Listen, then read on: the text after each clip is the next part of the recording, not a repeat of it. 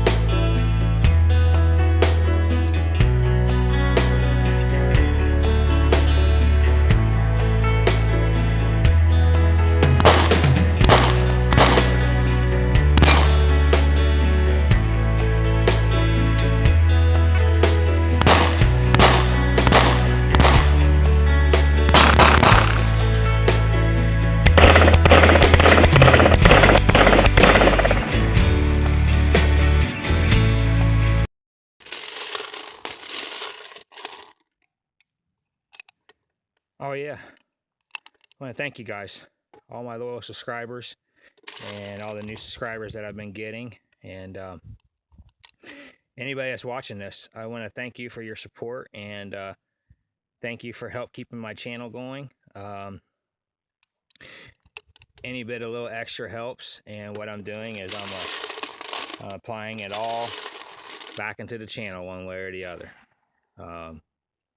I appreciate you guys, and you guys have no idea what you guys are doing to keep the channel going just by hitting that thumbs up, liking and subscribing. So if you like my videos and you want me to keep going, just do me a favor, man, and just pound that like and just share the videos, so I can keep this these ammo tests coming, and all these gun reviews coming.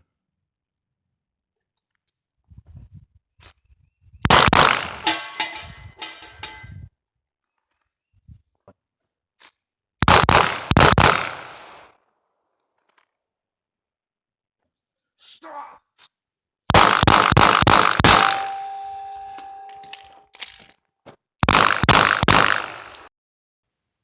Okay, a little accuracy test here. The Glock 26. What I am firing is Rush Creek ammunition, remanufactured ammo. It's 115 grain TMJ. Let's see what we can get out, kind of accuracy we can get out of this gun. It's fairly accurate. I'm standing at about 15 feet away. So let's just see what we can get out of it.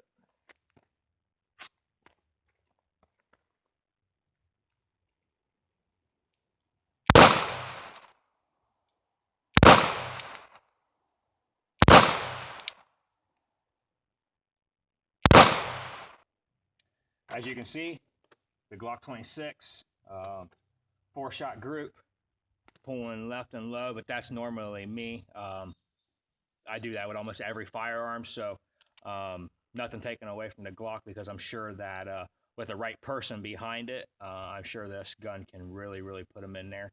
It's just I'm not that guy. I'm a combat shooter. That to me is passable. Those are kill shots. So Glock 26 passes the accuracy test. The Glock 26 subcompact, chambered in 9mm. Let's go over a few talking points for those of you who are not familiar with this firearm, and just some of the key talking points that generally I look at when I'm looking to purchase a firearm. And that first subject is going to be usage. What can the gun be used for? That generally helps me determine if I'm going to buy the gun or not. And the main reason why is because if I can get a gun that has several usages, it kind of defies the purchase. So the first one we're going to do is home defense. Um, will this gun be adequate enough for a home defense role? And that answer for me is going to be yeah. I mean, definitely. Um, it's a subcompact. You don't have a very long barrel sticking out. Breaching corners and stuff like that's going to be okay. Plus, the options for firepower, which we'll go over when we go on firepower. So yes, home defense. The gun is definitely could work as a home defense role. Would I recommend it? I mean, if you didn't have anything else, definitely.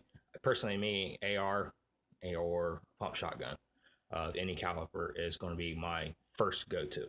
Um, but it could work if you just wanted to have one gun and use this as home defense. CCW. Well, yeah, I mean that's what it was designed for. So um, it's definitely going to fit in that category, considering that was the thought process in designing this gun. Range and training. Definitely. The gun is a sweet shooter. It's very mild recoil with the dual captured spring. It does have a little heavier slide on it. Um, I've let people that's never shot a handgun in their life before, and the only thing that they could come up with was you'll hear this from new people is when you throw in the flush fit mag, they don't have somewhere to put their pinky. But generally speaking, newbies are going to come up with that anyway, so not a deal breaker. Bugout. Now here's where it gets fun because in a bug out situation, I've already went over um, my thoughts on still needing subcompact carry guns. If we have a shit hits the fan scenario, I still think they're as important, if not more important, than a full size side saddle firearm. Um, and also, with it being a Glock, they generally run for, I mean, they were built to withstand test time. This particular firearm has been in my inventory for past 3 years, maybe even a little bit more. And I know for a fact this gun, I kind of stopped counting about the 2,000 round mark. Um, I mean, I never had a single issue. Plus, everything from the trigger components, magazine release, slide lock, sear, locking blocks, everything besides your recoil spring and everything else from another Glock 9mm, whether it's a 19 or a 17, will swap into this gun. And even the barrels, you can actually put a Glock 19 barrel in here, Glock 17 barrel in here. The only thing that's not compatible is clearly the recoil spring. So this gun is rebuildable if anything ever goes down. That's a plus. Being able to get parts is a plus. Generally speaking, any holster that you have laying around, this will go into it. That is a plus. So Swiss Army knife basically is what is kind of what this gun is. Plus, without all the bells and whistles on a Glock, one of the highlights of these is it's really easy to train somebody that does not know what they're doing. So, basically you rack around, you put around in the chamber, you pull the trigger. Here's your button, drop your magazine, insert the new one, push the lever down. There you go, good luck. Very simple to teach somebody to shoot. Firepower. Well, that's where the Glock shines. Okay, so for example, this is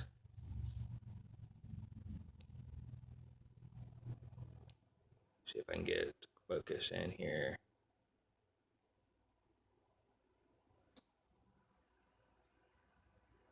This is the Pierce, and this is actually, I believe it's supposed to be a +2 for the 9mm and a +1 for the 40, but I can only get an extra round in there. So this used to be a 10 round 9mm magazine. Now it is a 11 round magazine with one in the chamber. So in a gun of this size, You know, I've got 12 ready to go. The gun also ships with you know, 2 10-round magazines. You can keep that one on your side, which I will keep this on my side if it's you know, a light clothing day. But if I know that I'm going to be able to pull off, like say it's winter months, I got the Glock 19 magazine here, and this is, for you that don't know, Glock 19 is a 15 shot. This mag will insert and run reliably. And yes, the gun is clear. Sorry, I didn't do that before the video, but since I wasn't touching it, I didn't feel a need. You just will have a little extra hanging off, which if you're doing a reload, I don't really think it's going to really matter too much. So, yeah, and also the 17 round mag for the Glock 17 will work, and also the 33 round sticks. So, you know, you can't go wrong with this gun. I mean, tons of firepower with OEM magazines. Ergonomics. Well, I feel that the Glocks and the M&Ps, personally to me, are probably the most ergonomically friendly guns on the market.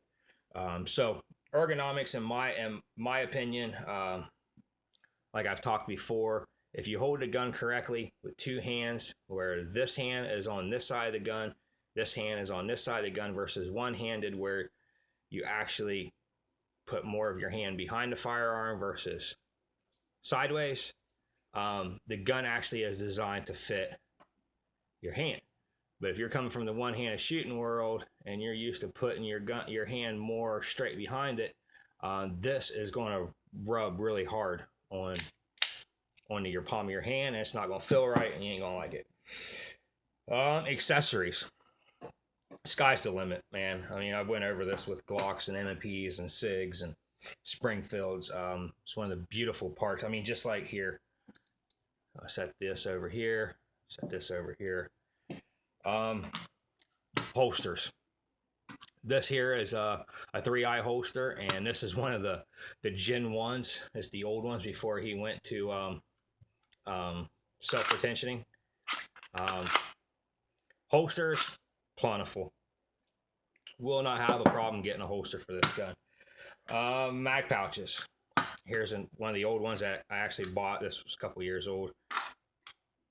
Mag pouches. Okay, this will fit any one of the magazines here. Okay, that's one mag pouch. Here's another one. That's another 3i holster. There you go. Glock 19 mag. Boom. Okay. Here is another 3i mag pouch. This is one of the newer ones. He actually was like, here, man, you know, it's time for you to step into the future, and he gave me a free one. So, got the self-retentioning. I can adjust it how tight I want it. Very nice. And then just the regular aftermarket mag. This one here is a Blackhawk. And this is just your standard fits all any double stack magazine. And this is generally what I'll run the Glock 19 in, the Glock 19 magazine, because it covers more mag. So tons of aftermarket support, sights, anything, trigger kits. I mean, whatever you want to do, it's out there. You can take this gun, customize it, make it your own, to where no other gun will look like it. So it'll be personalization firearm. Value. For me personally, I mean, I think it's a great value. In my opinion, this is probably one of the best subcompact 9mm on the market. When compared to some of the other competitors out there, this just totally is TKO when it comes to size to weight ratio, round count to the size ratio. The firepower with this gun is phenomenal, and it weighs significantly less than the competitors out there. So in my opinion, I think it's a great value. I think I paid a little over 500 for this. So, and that's what you're going to pay for a good quality firearm in any of the top leading manufacturers. Reliability and durability. Well, I mean, durability and reliability. I mean, come on. They don't have the track record for nothing. The Glock has been around for a long time. It will be around forever. And they just run forever. And like I said, I stopped counting about 2,000 round mark, somewhere in there. And I mean, I still get it out and shoot it a lot. And it's never skipped a beat. So, overall thoughts. Overall thoughts on this gun. Well, it's been in my carry system for the past 3.5 years. It was one of my very first quality concealed carry guns.